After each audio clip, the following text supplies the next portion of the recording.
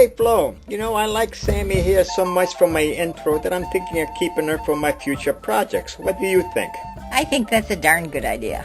Yeah, if MGM can have Leo the Lion for their entry, I think Flojo Productions can have Samantha the Cat. Meow. She looks like a tiger, and tigers are just as cute as lions any day. Meow. Okay, that I guess we'll keep her. And by the way, Sammy, you got the job so you can stop meowing. Besides, you're starting to get to be annoying. Meow.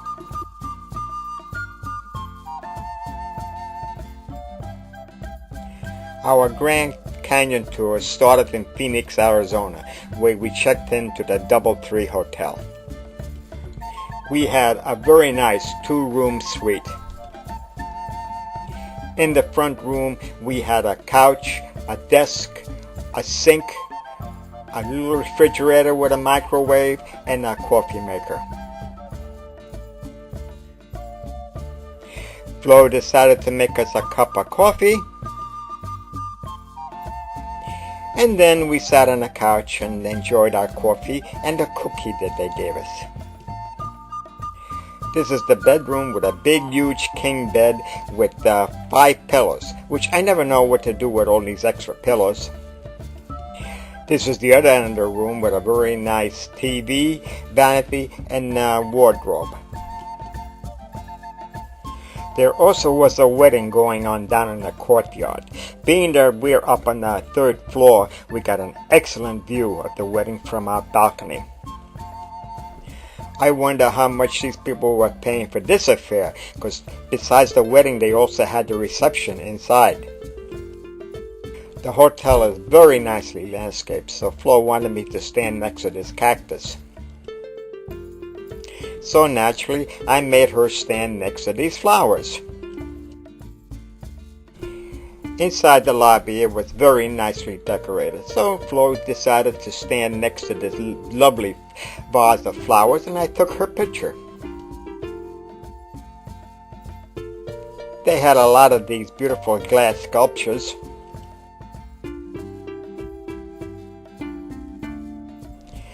This is very interesting, even though I don't know what it's supposed to be. We left Phoenix early the next morning on our way up to Sedona. And after a brief sightseeing tour of Scottsdale, and we stopped off at this interesting place, only because it is the home of the giant saguaro cacti, and which was very, very interesting. This gives you an idea as to how big they are. Just look how small Flo looks like next to one. They flower on the tips of them. I don't know what it'll look like when they open all the way, but they were starting. This cactus is at least 40 to 45 feet tall. This is called a candelabra cactus, only because it looks like a candelabra. Our next stop is Montezuma Castle. This was built by the Anasazi Indians back in the year 1100. They were the cliff dwellers. There was a hollow on the side of the cliff, so the Indians thought this was a great place to build this structure for protection. This thing is about 200 feet or so up from the valley floor. And remember, these people had no other machinery other than manpower to bring all the stones and rocks and mortar that they used to build this.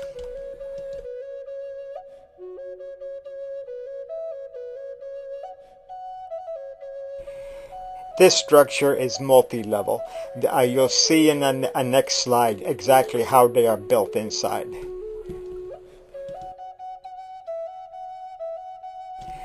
This was a model that they had on display with the front of the castle removed, showing you exactly what the inside looks like. Our next stop is Sedona.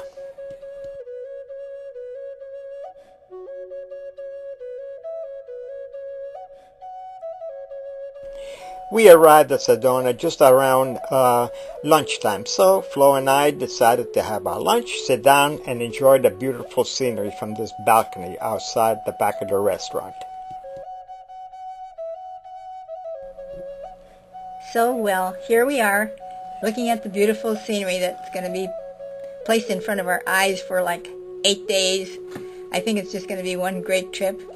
We got a little hungry, so we're having some good lunch, and we'll see you on the next slide. Hey Flo, this rock formation is really very interesting. If you look over here on the right hand side, about halfway up, you see this little group of rocks. Does that remind you of anything? Yeah, well, anyway, our tour director also told us if you can find Snoopy, you can see him in there. So we found him, and there he was. This is a close-up of that formation. Does he look a little bit more like Snoopy now?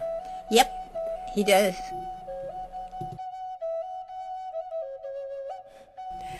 This one is a little easier to make out. It looks like a giant elephant. There's quite a few of these mama pigs and baby pigs on display around this city. And they're all dressed up differently every place you go. You'll see some more soon.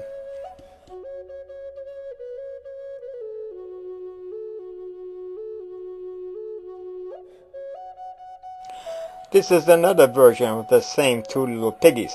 There was quite a few more, but I didn't take the rest of them. These shots were taken a little later on in the afternoon with the sun setting. The sun really makes these impressive, especially with the beautiful blue sky and clouds.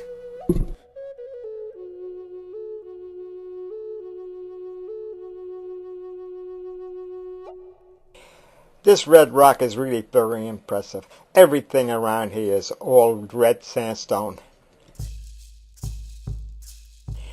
Next morning we got up and we drove to the Grand Canyon. Okay, Flo, now we just walked about almost a half a mile up from the parking lot where the shuttle dropped us off to the rim of this Grand Canyon. What do you think? I was scared. Anyway, and you were standing too close to the edge. It made my stomach sick.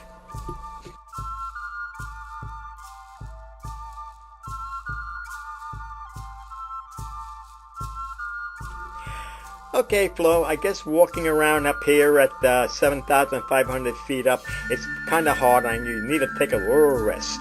I think you're right on that one. I was huffing and puffing already.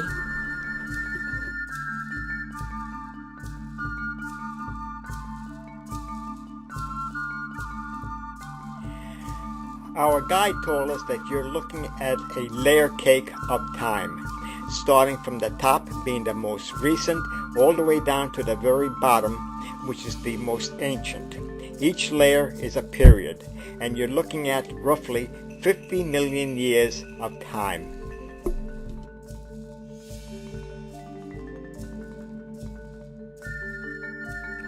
Hey Flo, look at those two rocks balancing out there on the edge of that cliff. Wow. I'd hate to be down at the bottom of that canyon if either one of them would accidentally just fall off. We're now in the observation tower looking out on the canyon there, and there's all things in front of us to look at, describing what we're looking at.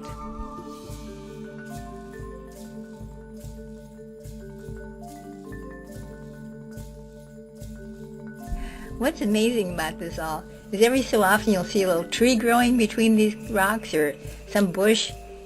We wonder, what are they doing there and how did they get there? This formation is called the Teapot Dome. Does it look like a teapot top? Yeah, how about a cup of tea? Does that sound good to you? Great, let's have one. Okay.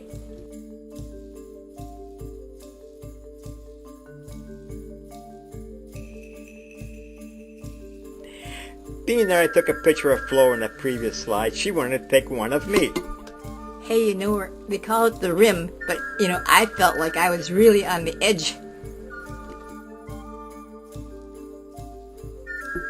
You can see how great the scenery is because with the trees and with the different colors coming through every so often, your eyes just cannot hardly behold everything that you're seeing. Even though these cliffs are all rock, for some strange reason this vegetation seems to be able to find something to grow on.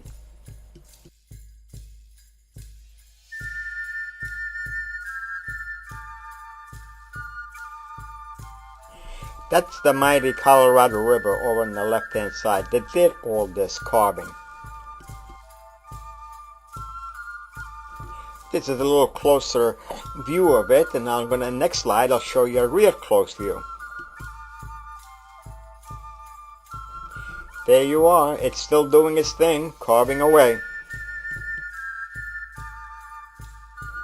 Flo decided to stay up there by the rail. She didn't want to climb down all these rocks without railing or without anything else. She didn't think it was a very safe thing to do. And naturally she thought that this dead tree behind me would look nice. The next morning we got up early and we drove to the east side of the canyon. That's a very nice observation tower up there. You got a spiral staircase inside that goes all the way up to the top.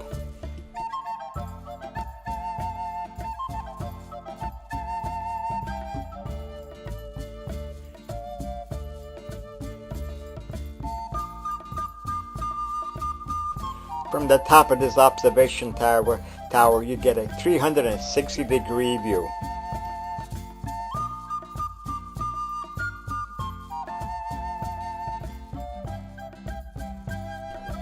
Okay, here we are back out on the edge, and it just goes on and on. At this point, Flo decided to join me on the edge. Yeah.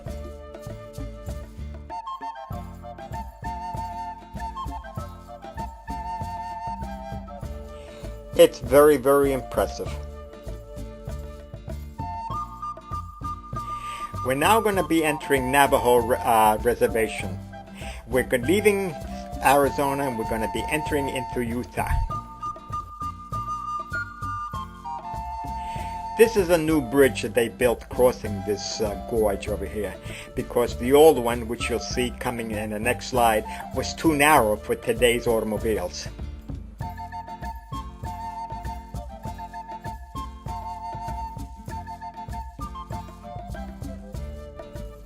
This is the old bridge that they replaced with that beautiful new one.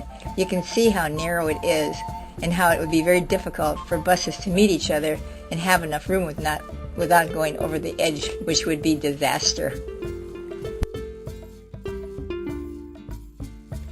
That river that you see down there is called the Little Colorado River. It's a branch of the main Colorado River that also cut through here and it goes into this, it meets up with the original Colorado and goes down into the Grand Canyon. Hey Flo, don't jump. The water's not deep enough. Hey, for someone that doesn't like water, what makes you think I'd ever think of jumping?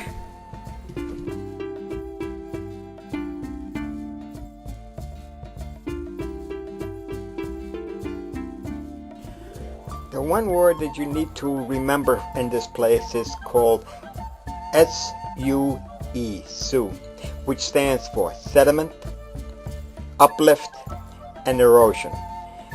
About 50 million years ago, when the earth cracked open here, the ground below it kind of pushed up, and as the water that was in this place began rushing out, it started eroding away. And that's how this was all created.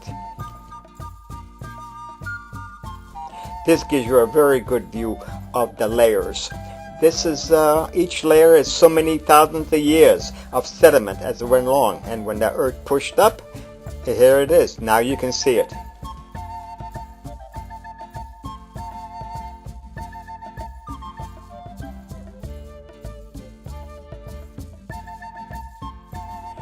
Well, we arrived at beautiful Lake Powell, and we no sooner got into our room that we had to meet in the lobby because we were going on a boat ride, and this is the pathway leading down to the boat.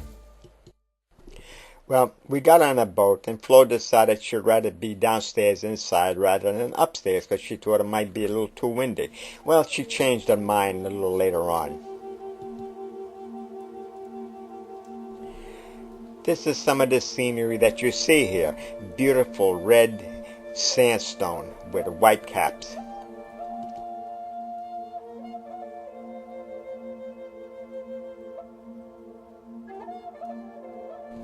You have to admit, this is very, very beautiful scenery. You can see on the rocks where there's white up to a point and then there's red on top. Well, that's the water line. Right now this lake is 70 feet below its high point, but not to worry about because at this point under us there's still about 300 feet of water.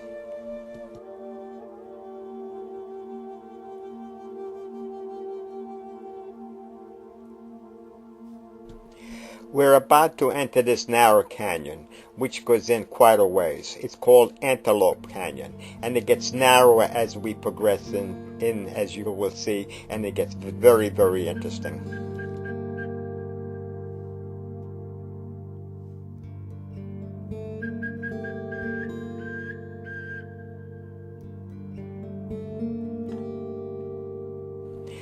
There was a seat available on the upper deck, so Flo decided to come up and look around because she could see much, much better from up here.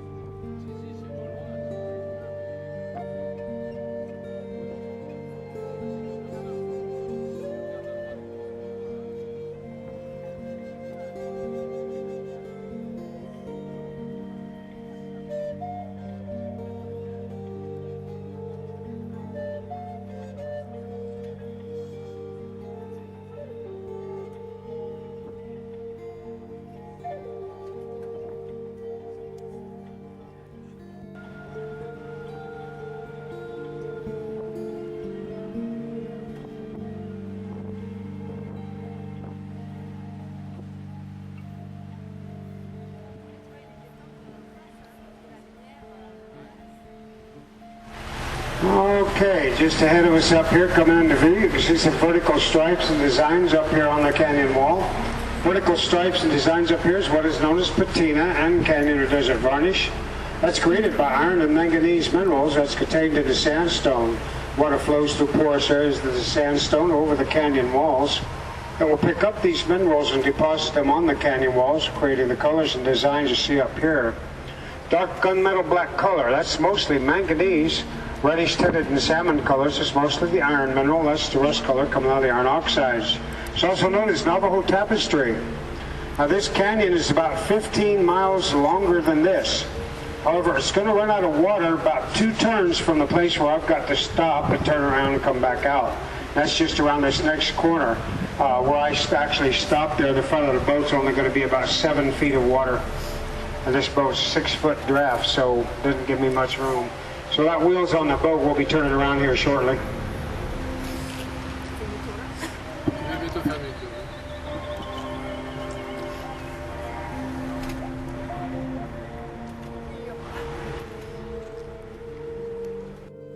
This gives you a better idea of what the man was narrating in a previous slide.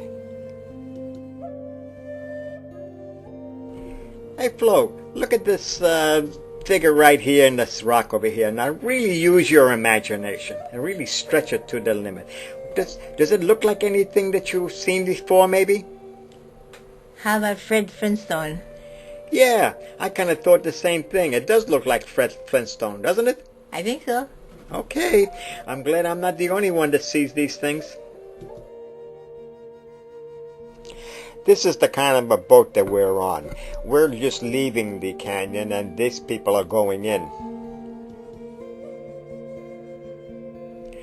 This is the dam that they built back in 1963 to create Lake Powell.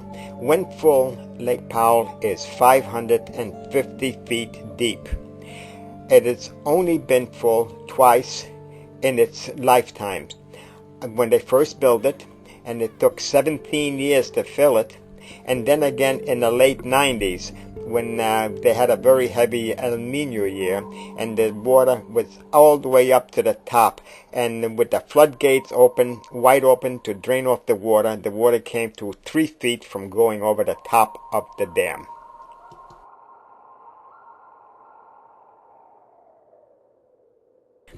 Out in the parking lot by our hotel, they had this houseboat set up there, which was open to the public for us to go see. So Flo and I did. We went and saw it.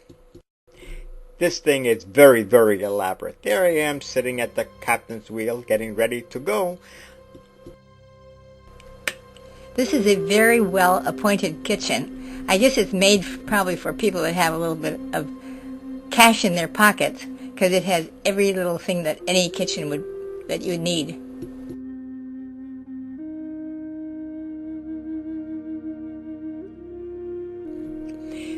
This thing also has 3 bedrooms. This is the way the bedrooms are. You go in and climb up on your bed.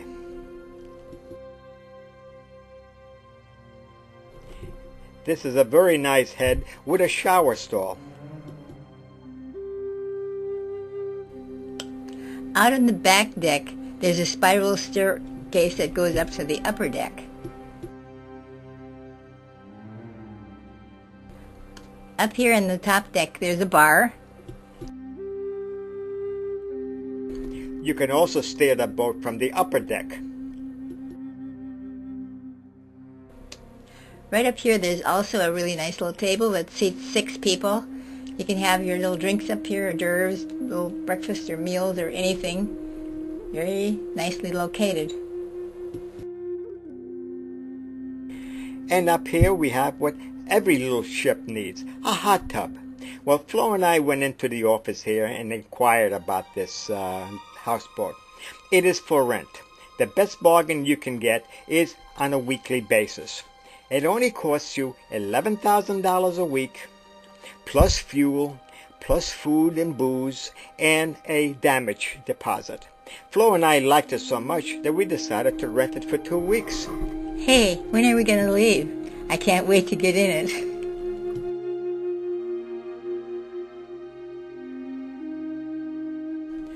The next morning we're up bright and early again, and we're off to Monument Valley, to where we're going to have a nice Jeep ride through the entire reservation.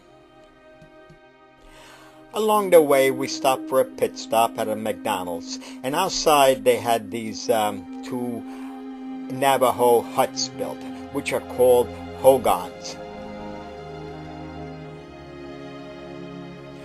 The first hut that you saw was more for a family arrangement. This one over here is more for an individual male who lives by himself. We'll show you the inside next.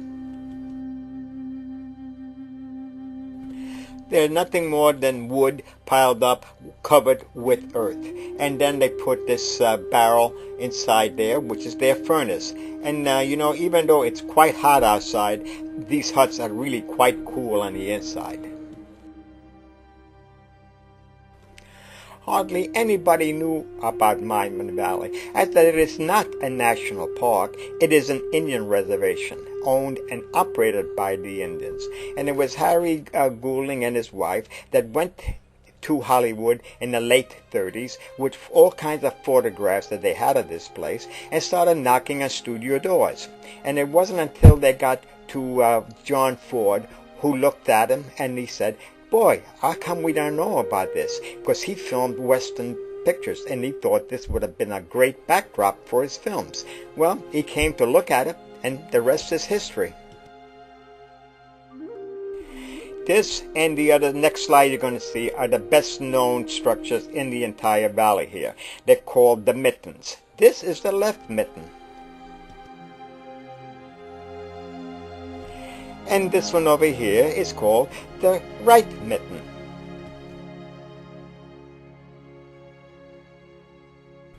As you can see, they're mirror images of each other.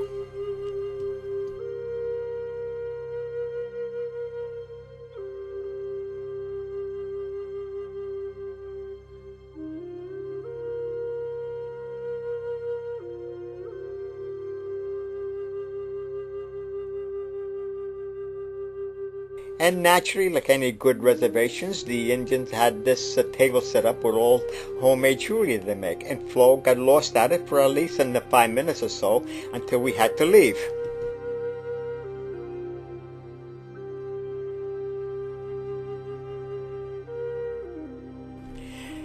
This formation is called the Three Sisters.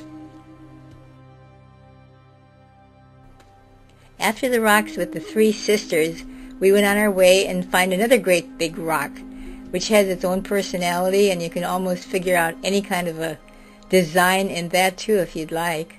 We all tried to find little things that would be interesting. The first film that John Ford filmed out here was Stagecoach with John Wayne in 1939. And Ford used to be out there on the edge of that rock where you see that Indian on a horse to direct the movies. Ford also directed Fort Apache with John Wayne and Shirley Temple in 1948, My Darling Clementine in 1946, Rio Grande with John Wayne and Maureen O'Hara in 1950. She Wore a Yellow Ribbon in 1949. And The Searchers with John Wayne and Natalie Wood in 1956. You can't imagine the size of these great big rocks until you stand alongside one and see it really in person.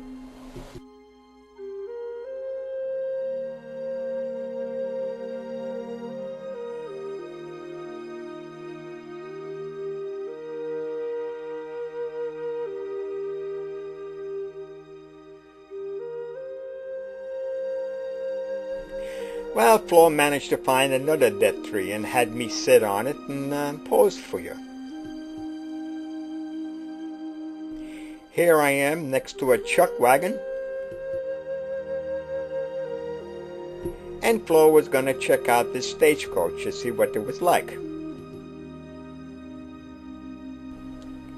I wanted a picture of John Wayne, the great movie star. Joe says, you just get right up there, Flo, and I'll take a picture of you.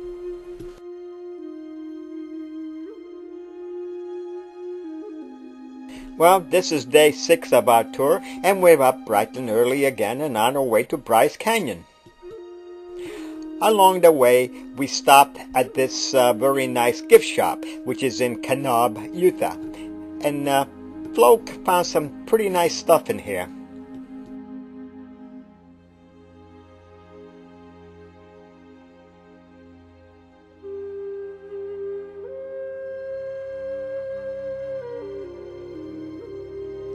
Out and back, they had a replica of an old Western village.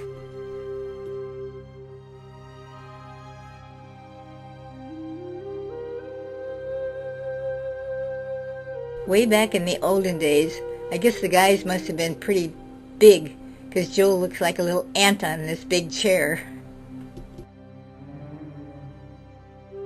Well, I'm in the covered wagon here. I got my horses, I got the reins, and I'm off to Bryce Canyon. Well, here I am at Bryce Point, and man, this place is really impressive. We're in Bryce Canyon, and this place is different than any one that we have seen.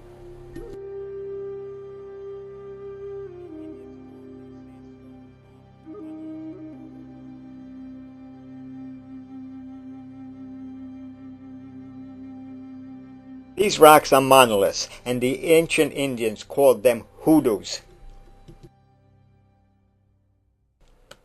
The Indians here believed that the dead people were preserved in stone, and they actually worshiped these stones.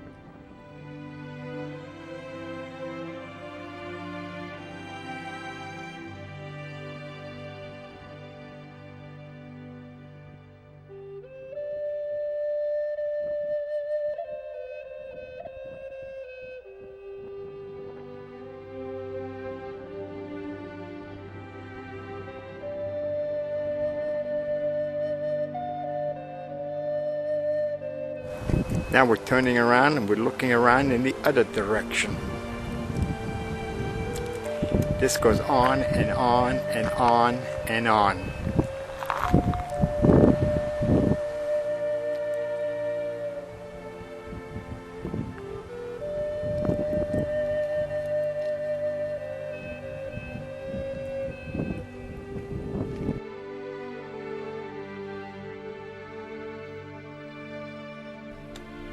You'd have to be a terrific artist to capture the sights that we have seen at this canyon.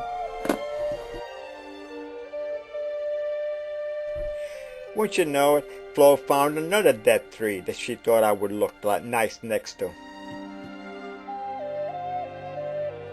Well, at least this time she decided to join me by this dead twig. And there's still another dead tree.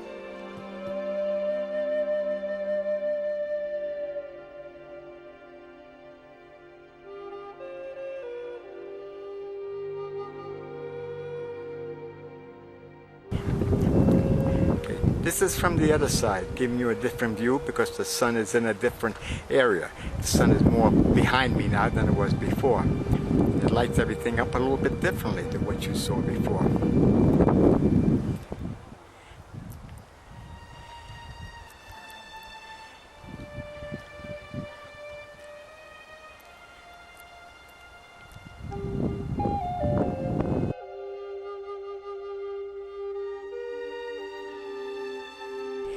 At this point, I decided to go down this trail, which goes down to the bottom of this valley. You can walk it all the way from one end to the other, down at the lower level, but it takes you over an hour and a half to do it, and we decided not to try to do that.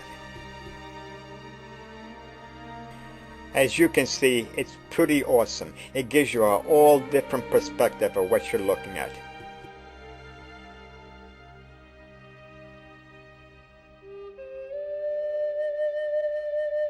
You really feel very small when you're down amongst these things. Well, we're at our lodge now, and it's sunset, and this is what these things look like when the sun lights them up. It was also a full moon that night.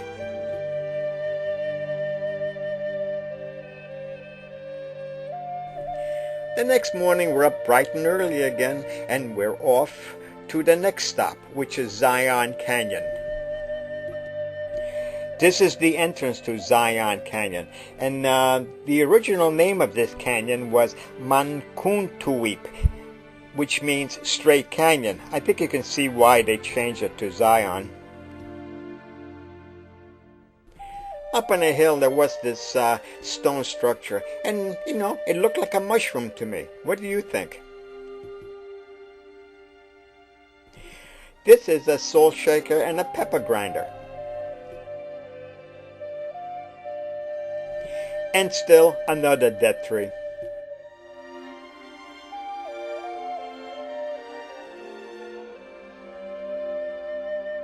They called these patterns in this rock elephant skin.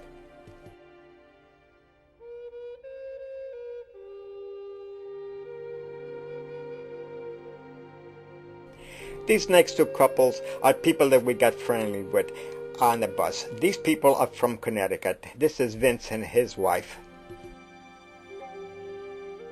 And John and his wife are from New Jersey. I went to this place, which is called Weeping Rock. It is actually water dripping out of here. This is water that fell maybe 800 to 1200 years ago up on top, and it soaked through the sandstone until it got to a point to where it could not go down any lower, and it started seeping through the stone, and that's why they call it Weeping Rock.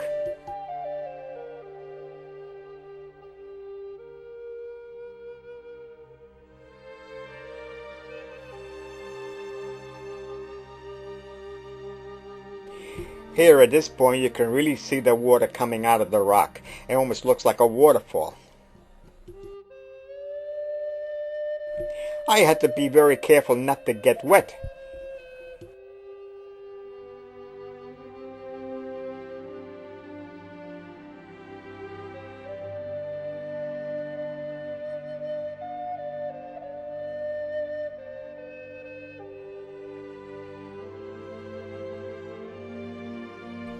They have a lovely path that goes alongside this river. They call it the River Walk. I got off the path and I had to go up closer to the river. It was quite warm on this day, so I decided to sit and rest a little bit. And Flo also joined me. This rock is very popular amongst rock climbers. They use it for climbing, and you can get permission to do so. There was one person up on this cliff over here, but from where I'm at here, I could not see him. You can see how impressive this is. It's amazing to me to see these rock cliffs with shrubs growing in the solid rock.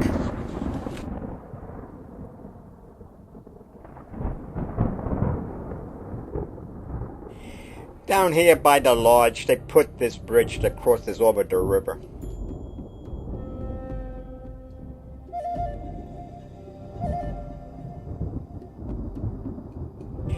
And we stayed overnight at this lodge. These are the little cabins that we stayed in.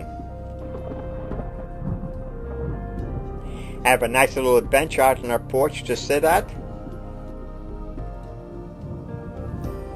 This is a one-bedroom cabin with 2 beds and a nice bathroom.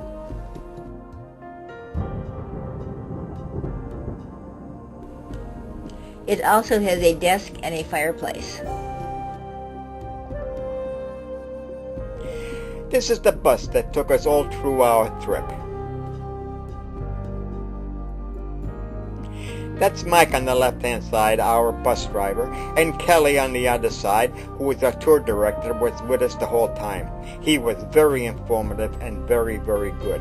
We really enjoyed this trip. Well, this is the end of our tour. I hope you enjoyed it.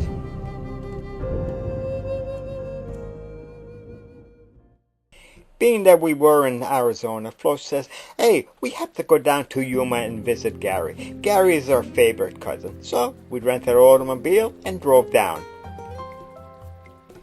Gary and Anna had to run off to their office for a couple of hours to take care of some business. So Flo and I had the run of the house. And we went ahead and took a lot of pictures of the place.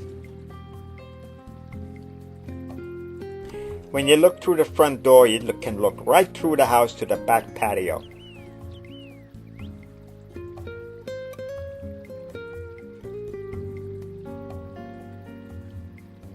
Right here, as you're entering into what Gary calls the big room, they had this table with this vase and the beautiful flower arrangement. Flo had to get in on the act. We're entering the kitchen area, and that white door there with the glass is the pantry. As I said to Gary, I says, you know, that's very pretty, but you have to keep everything in there neat.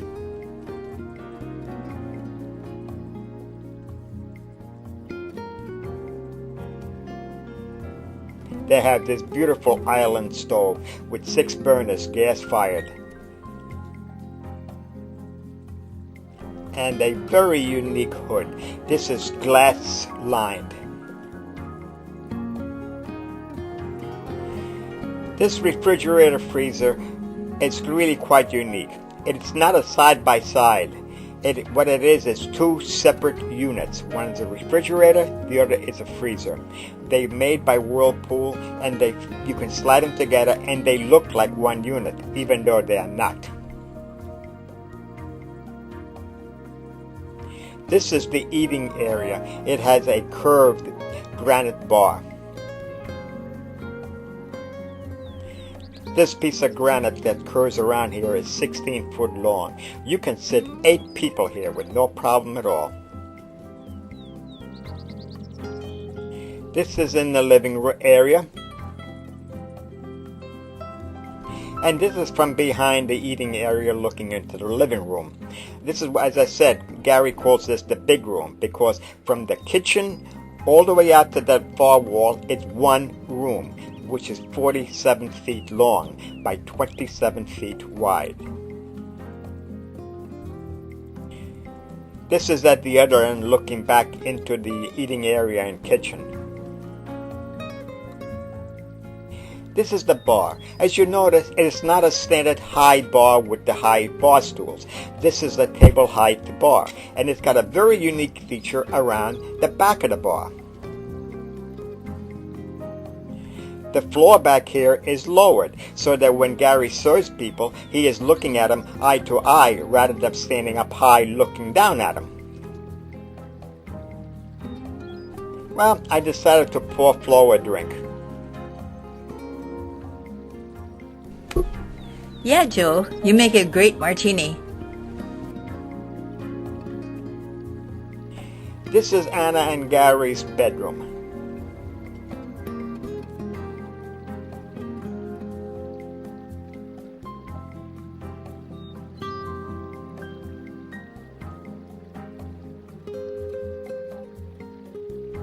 This is the shower stall. There are shades that can be pulled down if anybody happens to be out in the yard. Gary's just starting on his next project. That's just going to be the outdoor kitchen against that wall. And that round raised area is where the table's going to go, and he's going to have a gazebo built over the top of it. I found this buzzard in Gary's backyard. I thought, oh, he looks like he's kind of starving.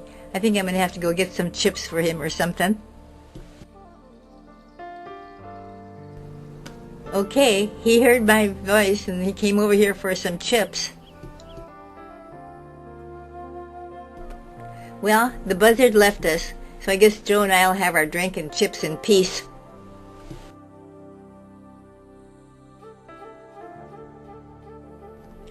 This is the patio off the living room. This is the view of downtown Yuma, Arizona, which Gary gets from his backyard. It's fantastic.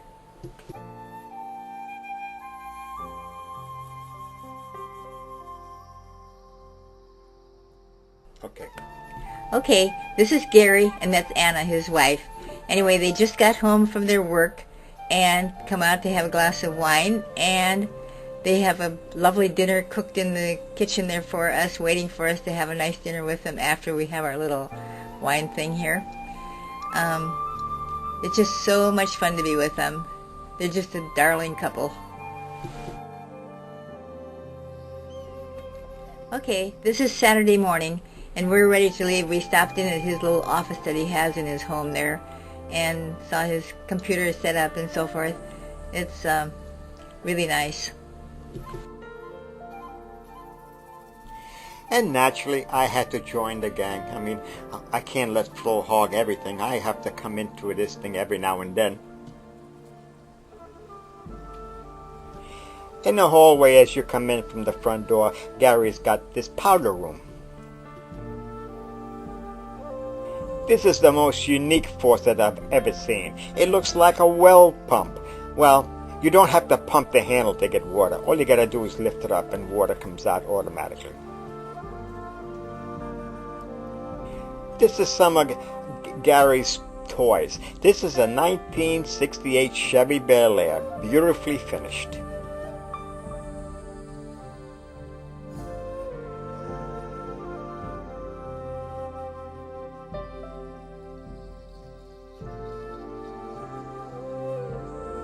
And this is his newest edition, a 1984, I believe, or 85 Mercedes SL.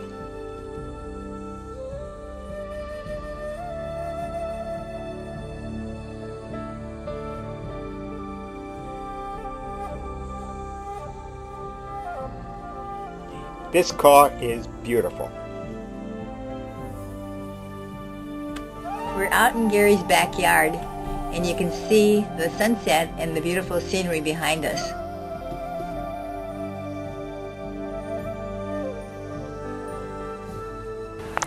Well, the sun is setting over Yuma and the lights are starting to come up, and over there where you see that hill, it's out there, that's California. And if I swing over to this direction and look in this side, 5 miles out, it's Mexico. So you know exactly where we are located in Arizona. And it's been a long day, Flo, and I think it's almost time to end it for one day, don't you think so? Hey, we have had a wonderful time, and I agree. Let's end it with all our good luck and love. Okay, so why don't you say good night, Flo? Good night, Flo.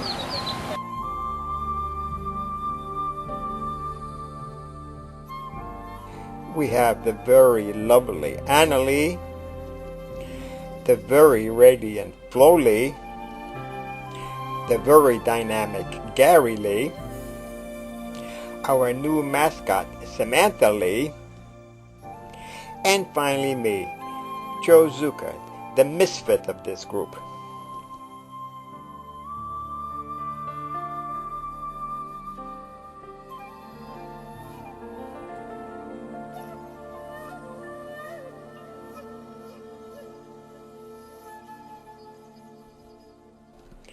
Hey, get up here where you belong. Okay.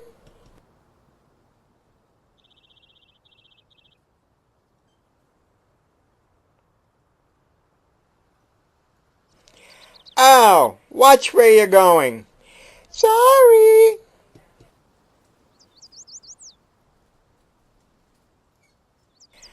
That's much better.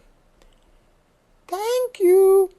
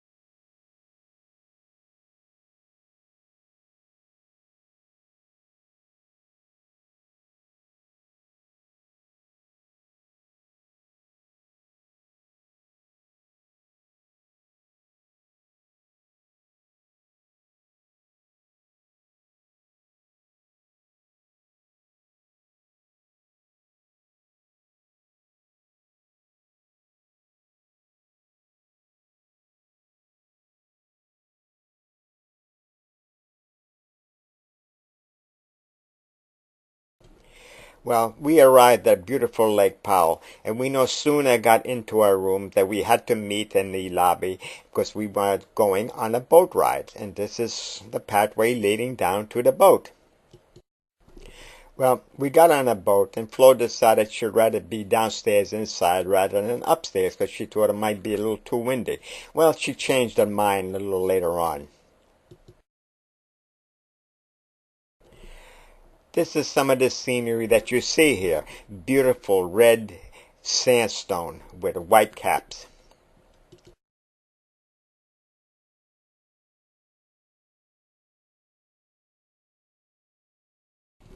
You have to admit, this is very, very beautiful scenery. You can see on the rocks where there's white up to a point and then there's red on top. Well, that's the water line. Right now, this lake is 70 feet below its high point. But not to worry about because at this point under us, there's still about 300 feet of water.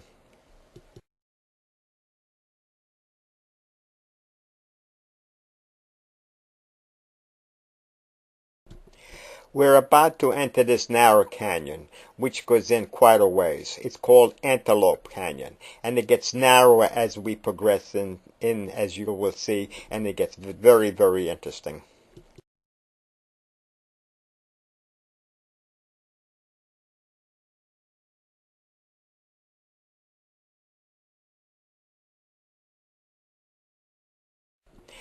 There was a seat available on the upper deck, so Flo decided to come up and look around because she could see much, much better from up here.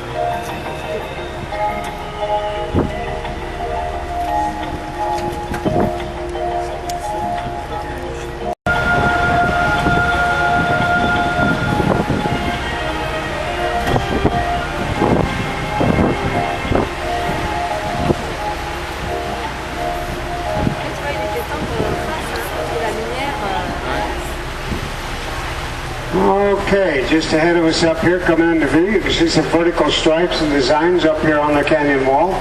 Vertical stripes and designs up here is what is known as patina and canyon or desert varnish. That's created by iron and manganese minerals that's contained in the sandstone. Water flows through porous areas of the sandstone over the canyon walls. It will pick up these minerals and deposit them on the canyon walls, creating the colors and designs you see up here. Dark gunmetal black color, that's mostly manganese. Reddish tinted and salmon colors is mostly the iron mineral. That's the rust color coming out of the iron oxides. It's also known as Navajo tapestry. Now this canyon is about 15 miles longer than this. However, it's going to run out of water about 2 turns from the place where I've got to stop and turn around and come back out. That's just around this next corner where I actually stopped there. The front of the boat's only going to be about 7 feet of water. And this boat's 6-foot draft, so it doesn't give me much room. So that wheels on the boat will be turning around here shortly.